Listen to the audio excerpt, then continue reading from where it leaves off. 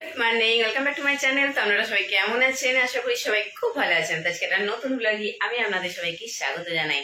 তো এখন বেজে গেছে প্রায় 10টা সাড়ে 10টার মতো বেজে গেছে। এখন মেয়েদের টিফিন দেবো। তো মেয়েদের টিফিনে আমার সকালবেলা উঠে স্নান টান করে কাজকর্ম কমপ্লিট করে সব জলের বোতল ফোতল ভরা, ঘর পরিষ্কার, বিছানা পরিষ্কার, এসব যা থাকে সব হয়ে গেছে। স্নান হয়ে গেছে, ঠাকুরের পূজা দেওয়া হয়ে গেছে। এখন টিফিন বানানোর পালা। টিফিন বানানো আজকে কি, এখন যতদিন আমি স্কুল খুলছে ততদিন এখন পাউরুটি বাটার এই খাবে। আর আজকে পিন্টু দেখছি জিলাপি দিয়ে গেছে, কিনে দিয়ে গেছে, রেখে গেছে। এখানে পিন্টু জিলাপি দিয়ে গেছে, জিলাপি। আর এখানে পাউরুটি আমি সেকতে বসিয়ে দিয়েছি, পাউরুটি। তো এই বাটার পাউরুটি আর জিলাপি এই হচ্ছে সকালবেলা আজকে টিফিন। তারপরে রান্নার পর্ব আসবে। তো চলুন ব্লগটা স্টার্ট করলাম, দেখতে থাকুন।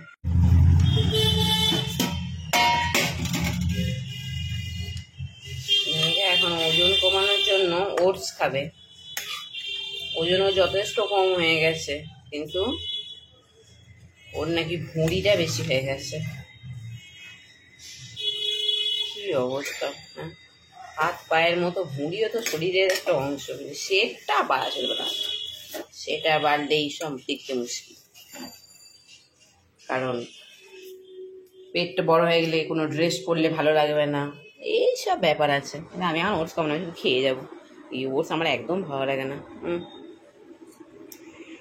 মনি আর আমি খেলাম বাটার পাউরুটি, আর মেঘা বললো ওটস খাবে, কারণ বাটার পাউরুটি খেয়ে খেয়ে নাকি ওর ওয়েটটা বেড়ে যাচ্ছে। নাচের ম্যাম বলেছে যে তুই ওয়েটটা কমা, তো সেই জন্য ও ওটস খেলো। আর এখানে আমি বসিয়েছি আজকে রান্নাতে লাউ চিংড়ি। তো চিংড়ি মাছগুলোকে ভেজে নিলাম, তারপরে লাউগুলো কেটে নিয়েছিলাম। তো কথা বলতে বলতে দেখুন আমার লাউ চিংড়ি মোটামুটি কমপ্লিট হয়ে গেছে। এটা এই ব্লগের ক্ষেত্রেই সম্ভব যে কথা বলতে বলতে রান্না হয়ে যায়, কিন্তু এতটুকু টাইমের মধ্যে কি আর রান্না হয়? আর যদি পুরো রান্নাটা আপনাদেরকে দেখাতে যাই সেটা অনেকটা বড় হয়ে যাবে। আর ডিম কষা করলাম, সেটাও দেখতে পেলেন। আর করবো বাঁধাকপির পকোড়া, সেগুলো সব কেটে কুটে জোগাড় করে রেখেছি। পেঁয়াজ, তারপরে বাঁধাকপি সব কেটে রেখেছি। যখন খাবো তখন গরম গরম মেয়েদে ভেজে দেবো। আর এখানে চলে এসেছি ঘর পরিষ্কার করতে। ঘরগুলো খুবই নোংরা হয়েছে। আমি এর আগের দিন ব্লগে কিচেনটা পরিষ্কার করেছিলাম, সেটা একটুখানি তুলে ধরেছিলাম, দেখিয়েছি আপনাদের। আর আজকে ঘর পরিষ্কার করছি। তো এখানে প্রথমে আগে একটা ঝুলঝাড়ু আছে আমার ছোটোখাটো হাতে করে নিয়ে, ছোটো ঝুলঝাড়ু, অনেকটা হয় না যে একটা বড় লাঠির ডগেতে ইয়ে থাকে, ঝুলঝাড়ু বাঁধা থাকে, তারা পরিষ্কার করে। তো সেইটা আমার নেই, সেটা আগে ছিল আমার, আগে যে ঘরে থাকতাম সেই ঘরে ছিল, সেটা ভেঙে গেছে। তো তারপরে এই ছোটো একটা ঝুলঝাড়ু কিনেছি, এটা দিই। তো এগুলো প্রথমে আগে ঝেড়ে নেব, নিয়ে তারপরে সব জিনিসপত্র আছে, মানে যে কোণে যে কাঁচের শোকেসের মতো বানানো আছে না, এগুলো তারপর পরিষ্কার করবো। তা নাহলে এগুলো পরিষ্কার করে নিয়ে তারপর ঝুলঝাড়ু ছাড়তে লাগলে সমস্ত ঝুলগুলো আবার ধুলোগুলো এই কাঁচের ওপরে পড়বে। আর এই শীতকাল ভোর জানলা মোটামুটি বন্ধ ছিল, তো তার জন্য জানলাগুলো খুব নোংরা হয়েছে। কারণ জানলাগুলো খুলে না, তার পিছন দিকে দেখছি মাকড় সাথে মানে জাল বুনে দিয়েছে, একদম ভর্তি হয়ে গেছে। আর ধুলো তো রাস্তার ধারে প্রচুর ধুলো একদম। তো সেইগুলোও সব ঝাড়বো। দেখুন জানলা মাল্লা খুলে নিয়েছি, নিয়ে তারপরে এখানে ঘর পরিষ্কার করতে লেগেছি। ঠিক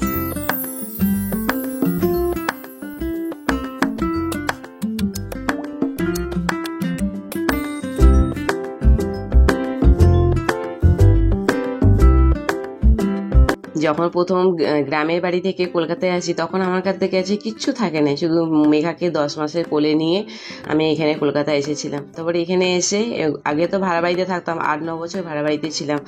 তারপরে তো যেমন করে হোক কষ্ট সৃষ্ট করে আমি না, প্রতি মাসে মাসে মানে ঘর ভাড়া মেটাতে অনেক টাকা বেরিয়ে যাচ্ছিলো। তো পিন্টু কাকু বললাম যেমন করে হোক, ছোটোখাটো হোক, যা হোক একটা ফ্ল্যাট নেও। তো আমাদের প্রথমে একটা 1 বেডরুমে আর সামনে একটা ছোটো ডাইনিং থাকবে, এরকম ছোটো একটা ফ্ল্যাট নেওয়ার কথা ছিল। তারপর প্রমোটার আমাদেরকে জোর করেই বলতে পারেন এটা আমাদেরকে মানে করে দিয়েছে, বললো আপনারা আস্তে আস্তে টাকা মেটাবেন। তো তারপরে ধীরে ধীরে একটুখানি ধার দেনা ছিল, আস্তে আস্তে টাকা জমিয়ে তারপরে ওনার ধার আমরা মিটিয়ে দিয়েছি। তো এই ফ্ল্যাটটা নিয়েছি। তাতেও এখন অনেকে আমার বাড়িতে আসলে বলে যে খুব ছোট হয়ে গেছে ফ্ল্যাটটা। আরে বাবা, ছোট হয়ে গেছে বড় হয়ে গেছে তার থেকে বড় কথা মানুষ সুখে থাকা। আমি ছোট আছি, আমি খুব সুখে আছি এটাতে। আর 2টো রুম, একটা রুমে মেয়ে আর কোনোদিন বড় মেয়ে ওর বাবা শুয়ে পড়ে, একটা রুমে মেঘা, মনি আর আমি থাকি, কোনো অসুবিধা হয় না। তো এইভাবেই আমাদের চলে যাচ্ছে। যখন কোনো রিলেটিভ আসে তখন একটু অসুবিধা হয়, তখন তাদেরকে এই টিভির ঘরে খাটটা একটু বড় আছে, যে ঘরটাতে এসি আছে ওইটা দিয়ে দিই।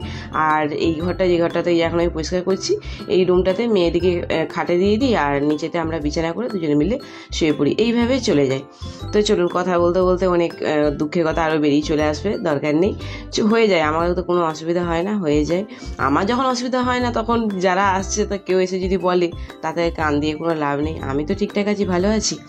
মুখ হাত ধুয়ে ড্রেস চেঞ্জ করে এই যে বলেছিলাম না পকোড়া বানাবো, তো এখানে পেঁয়াজ তারপরে বাঁধাকপি এইসব কিছু কেটেই রেখে দিয়েছিলাম। তো এখানে পরিমাণ মতো নুন, তারপরে কালো জিরে, একটু হলুদ গুঁড়ো, একটু জিরে গুঁড়ো, একটু লঙ্কা গুঁড়ো, সব রকমই অল্প অল্প করে দিয়ে দিলাম। তারপরে বেসন আর অল্প একটু চালগুড়ি দিয়ে মেখে ফটাফট এরপরে মেয়েদের জন্য গরম গরম পকোড়া বানিয়ে দেব। আর আমি ঘর দোয়ার পরিষ্কার করছি আরও একটা কারণ আছে, কারণ আমার বাড়িতে একজন স্পেশাল আমার খুব প্রিয় একজন মানুষ আসছে, তো সেই জন্য ঘরগুলো একটুখানি পরিষ্কার করে নিলাম। তারপরে চৈত্র মাস চলছে, এবার তো পয়লা বৈশাখও আসবে, সেই জন্য ঘর দোয়ারগুলো একটু পরিষ্কার থাকলে নিজের দেখবেন মনটাও খুব ভালো থাকে। তো চলুন কথা বলতে বলতে আমার এখানে কিন্তু পকোড়া বানানো হয়ে গেছে, এরপরে খেয়ে নিই কারণ খুব খিদা পেয়েছে।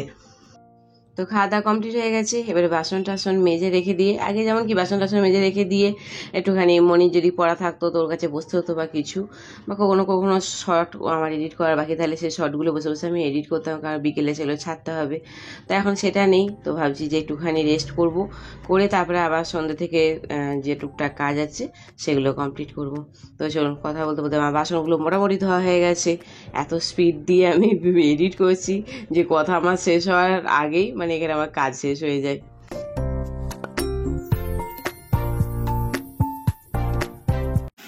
এতক্ষণ ধরে চাউমিনটা ঢেলে দেওয়ার পরে নাড়াচাড়া করতে পারছিল না, কিছু না, নিচে চিটিয়ে যাওয়ার একটা ভয় ছিল, কড়াই লেগে যায় না, তো তখন আমাকে পুরো দিয়ে ছেড়ে পড়েছিল, মা এবার তুমি সামাল দাও। যেই সামালটা হয়ে গেছে, এবার জাস্ট একটুখানি লাস্ট মুহূর্তে মুখটা ঘোরা, লাস্ট মুহূর্তে খুন্তিটা হাতে নিল, কিরকম নাটকবাজি করছে আমার সাথে, খুন্তিটা নিল, মা তুমি সরে যাও। আমি কেন, তুমি ক্যামেরাটা অন করো। আমি ক্যামেরাটা অন করলাম, দর্শককে তো বলতে হবে না, দেখাতে হবে না যে চাউমিনটা আমি বানিয়েছি, এতটা বাজি। এতক্ষণ নাড়াচাড়া কিন্তু আমি করছিলাম, হ্যাঁ আচ্ছা ও বানিয়েছে, আপনারা কিন্তু বুঝে গেছেন ও বানিয়েছে, ঠিক আছে ও বানিয়েছে।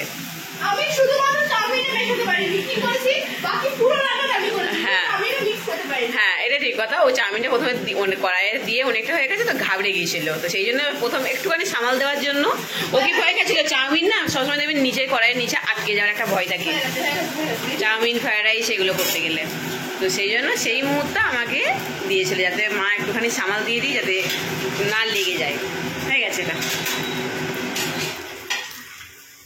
এখানে এখন সাজগোজ চলছে, আয়না নিয়ে একটা ড্রেসিং টেবিল, সেই নিয়ে এখন মারপিট দাঙ্গা হয়ে গেল একটু।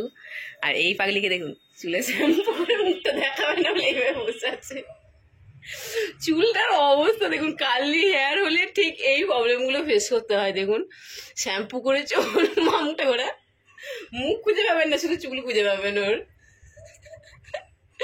ও একটু বড় চুলটাকে আমি ইয়ে কি বলে ওগুলো কি স্ট্রেট করানো না কি বলে, ওই করি দেবো। আর একে দেখুন একদম বাবা, এই চুলটা অবশ্য কার্লি নয়, এই একটা ভালো হয়েছে। এই তুই যে বললি আমি ছুরিতে সব চুল আঁচড়ানো শিখে গেছি, আমি আর পারবো না, সরি।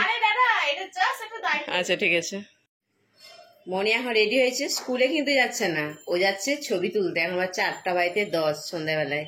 গুড ইভিনিং বলো। Good evening. তো এখন এই ড্রেসে, নতুন ড্রেসটা পরেছে, এই ড্রেসে ছবি লাগবে ওদের, কিসে বাবা ও নিজেই টাইটাকে ভিডিও দেখে দেখে ইয়ে করেছে, মানে কি বলবো এইভাবে তৈরি করেছে, এটা আমাকে পরে করে দিতে হবে, আর আপাতত কাজ চালানোর জন্য, তাই তো রে। তো চলুন ফটাফট বেরিয়ে যায় ওকে নিয়ে।